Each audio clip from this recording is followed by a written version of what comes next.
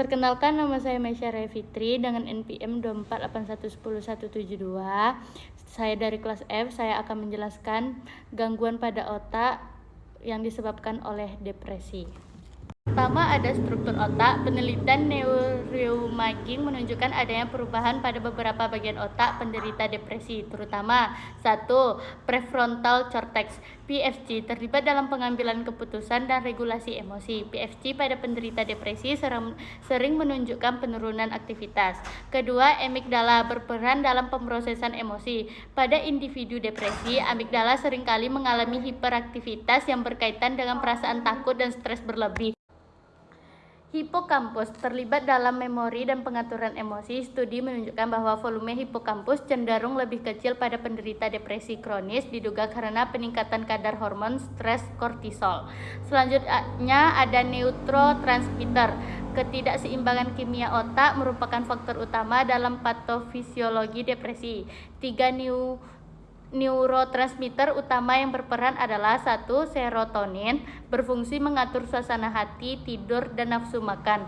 Kadar serotonin yang rendah sering dikaitkan dengan depresi.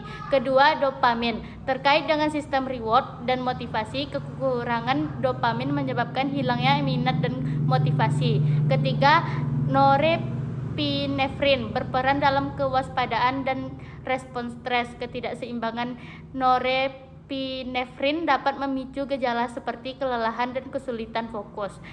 Selanjutnya ada faktor genetik. Depresi memiliki komponen genetik yang signifikan. Studi kembar menunjukkan bahwa heritabilitas depresi berada pada kisaran 4-50%. Gen yang paling sering diteliti adalah 5-HTT-LPR yang memengaruhi transportasi serotonin. Variasi alel pendek dari gen ini berkolerasi dengan peningkatan risiko mengalami depresi, terutama saat individu mengalami stres lingkungan. Selanjutnya ada keterlibatan sistem imun. Penelitian terbaru menunjukkan keterkaitan antara inflamasi kronis dan depresi. Penderita depresi menunjukkan peningkatan kadar sitokin proinflamasi seperti 1. Interleukin 6 atau IL-6.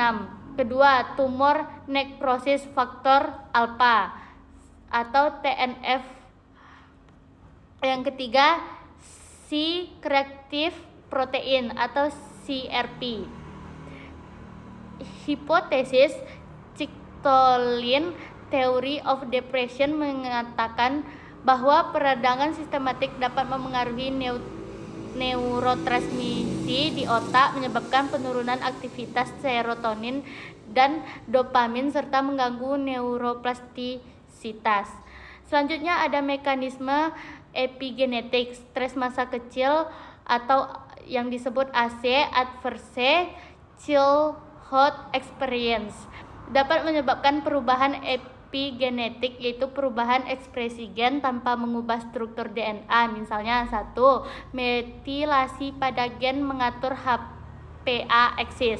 Kedua, aktivasi gen penyandi reseptor glukokortikoid yang tidak normal. Hal ini dapat menyebabkan respons stres yang hiperaktif sepanjang hidup, meningkatkan risiko depresi. Oke, sekian penjelasan dari saya. Lebih dan kurangnya saya mohon maaf. Wabillahi taufik wal hidayah. Wassalamualaikum warahmatullahi wabarakatuh.